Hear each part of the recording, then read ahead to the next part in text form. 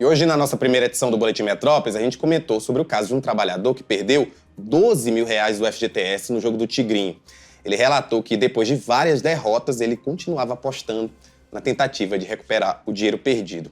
Esse é só mais um dos casos que mostra como o vício nesses jogos pode destruir a vida das pessoas.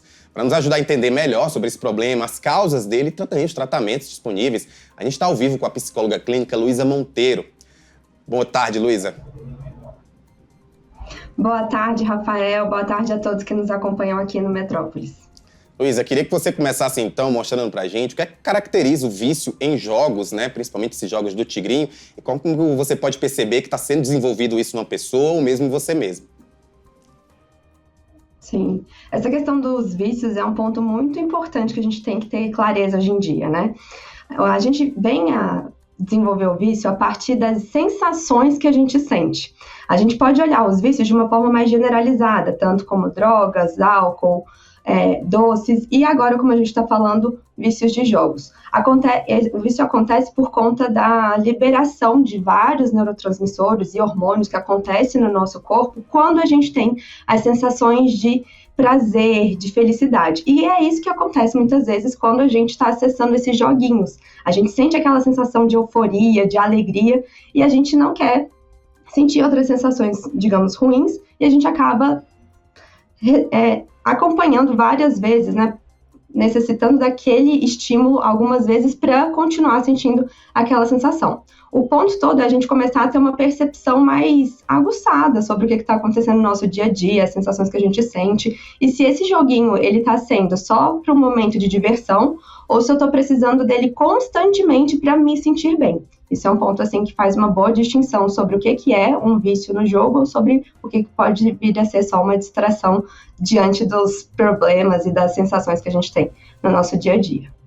Pegando por essas características que você citou, né, a gente trouxe aí o caso desse trabalhador que perdeu cerca de R$ 12 mil, que era do FGTS. Eu queria me perguntar, então, em que momento a pessoa percebe que está passando do limite, ou mesmo assim ela percebe que está passando do limite e não consegue parar de jogar? Porque a gente falou aí dos 12 mil, mas tá caso de gente que perdeu 200 mil, né, perdeu muito, muito mais dinheiro nesse tipo de jogo, e a gente fica se perguntando, será que ela não percebeu que já estava exagerado? Sim. É muito delicado porque cada caso é um caso, né, Rafael? Mas o ponto todo é porque muitas vezes quando envolve dinheiro, essa falta desse recurso vai começar a atrapalhar o sistema familiar. Então essa pessoa pode ser que ela seja casada ou outras pessoas precisam daquele dinheiro que ela tem também por meio do salário. E aí acaba que a renda familiar ou as coisas que aquela pessoa poderia fazer com aquele dinheiro passam a estar comprometidas. Então, no caso de uma organização familiar, que as pessoas começam a perceber que, poxa, a pessoa não está mais contribuindo com o que ela contribuía antes, ou ela não está mais tão ativa, ou ela não está deixando de fazer o que ela fazia antes, isso já passa a ser um sinal de alerta para as pessoas ao redor. A pessoa que sofre com o vício, ela às vezes demora um pouco mais a perceber comparado com as pessoas que estão ao redor.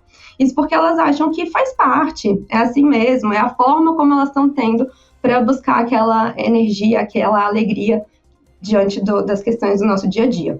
Mas um ponto que pode ser importante de se observar também é justamente essa parte financeira, o quanto de dinheiro está deixando de ser destinado para coisas importantes, comida, aluguel, condomínio, do nosso dia a dia, que estão sendo destinados para essas outras distrações. A pessoa, então, ela pode vir a ter essa dificuldade de perceber isso, terceiros podem ter essa maior facilidade, e também isso diz muito respeito à dificuldade que a própria pessoa pode ter de delimitar os próprios limites. E daí esses limites dizem muito respeito tanto à parte financeira, né, o quanto que eu ainda vou investir naquele jogo para ter algum tipo de retorno, tanto quanto outras situações em que a pessoa não consegue delimitar os próprios limites. Então, isso passa a ser uma característica muito forte das pessoas que tendem a ter um pouco mais de facilidade a terem esses vícios nos jogos. Luísa, você falou nesse ponto importante que é a família. Um detalhe que a gente tem que deixar claro aqui é que a gente está falando de problemas que são doenças. O vício se torna uma doença, então a gente tem que entender também o que está passando naquela pessoa. Por isso que eu queria que você tentasse explicar para nós como os familiares de alguém que está passando por uma situação dessa, está gastando dinheiro, está deixando de pagar o aluguel, deixando de pagar o condomínio, coisas que são essenciais para o funcionamento de uma família. Como é que esses familiares podem chegar e ajudar essa pessoa que, como eu falei, está passando por uma questão que é doença, né? É um problema realmente psicológico, como a gente trata aqui. Sim, exatamente. A forma de abordagem, Rafael, é muito parecida com a forma de abordagem quando a gente lida com outros vícios, né? A parte, digamos assim, neuronal afetada, ela é praticamente a mesma quando a gente fala de outros vícios, como eu citei no início, de bebidas, de drogas, de doces até. A área afetada é a mesma. Então, a condução para a gente lidar com essas pessoas também ela é uma condução muito parecida.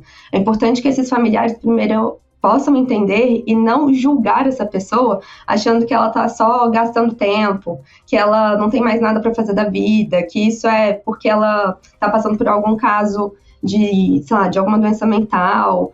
A gente precisa entender que isso é, de fato, uma doença, que a pessoa não está fazendo isso, entre aspas, só porque ela quer, mas também porque ela entendeu que esse é um caminho que ela tem para se sentir melhor. Então, o primeiro ponto é a gente não ter esse tipo de julgamento, qualquer que ele seja, de discriminar ou de menosprezar essa pessoa que está passando por alguma dificuldade relacionada à doença mental. Inclusive, vale a pena dizer que muitas vezes, quando as pessoas entram para algum tipo de vício, é porque elas podem estar denunciando alguma baixa autoestima, algum problema de ansiedade, algum problema de depressão que não foi diagnosticado ou que não teve algum tratamento até então. Além disso, a gente também precisa considerar que o apoio familiar e o incentivo para a busca de profissionais, tanto da área da psicologia quanto da psiquiatria, pode ser muito relevante, porque como algumas áreas neuronais são afetadas, em função dessa necessidade de estar no vício, os medicamentos podem ser muito importantes para uma parte do tratamento, para que essa pessoa não continue nesse caminho vicioso. Então, a gente precisa considerar um alerta aqui para a família, que se ela estiver percebendo essa falta de participação, principalmente financeira, porque no caso dos jogos as pessoas deixam de contribuir, então para que elas possam estar um pouco mais sensíveis ao que é que está acontecendo, conversar sem julgamentos, abrir um espaço de fala, para que juntos possam achar uma solução e encaminhar para o tratamento adequado com os profissionais de saúde.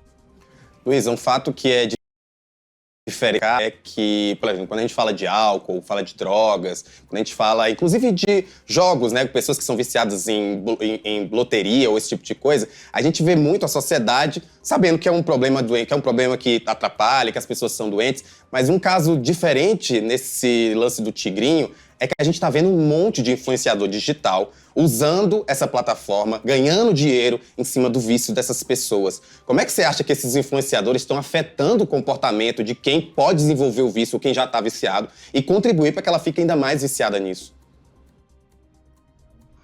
É um cenário muito complicado, né, Rafael? Porque acaba que os influenciadores, como o próprio nome já diz, eles têm uma influência, eles têm uma forma de falar, eles têm um jeito de persuadir uns aos outros de forma a levar as pessoas para algum tipo de ação. Não estou dizendo aqui que isso é um tipo de manipulação, mas é sim uma forma de persuadir, de mostrar ali que existe um caminho mais fácil, uma forma mais rápida de conseguir um resultado, que pode ser, por exemplo, por meio dos jogos. A gente precisa tomar muito cuidado com as coisas que a gente escuta, com as promessas, porque muitas vezes são promessas ilusórias, né, de um dinheiro fácil em pouco tempo.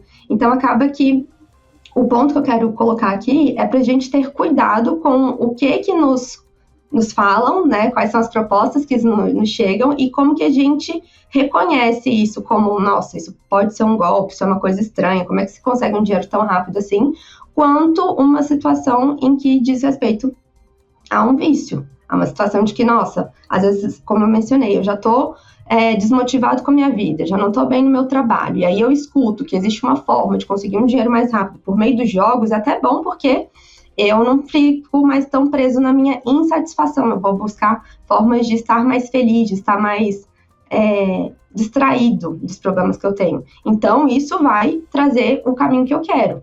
Esse é o ponto, a gente tomar cuidado com quais são essas promessas e como que tá também a nossa observação sobre a nossa vida para a gente aceitar ou não essas promessas que nos aparecem. Os influenciadores acabam tendo muita força para falar sobre isso, mas é importante que a pessoa do outro lado possa estar mais atenta a essas opções, a essas propostas.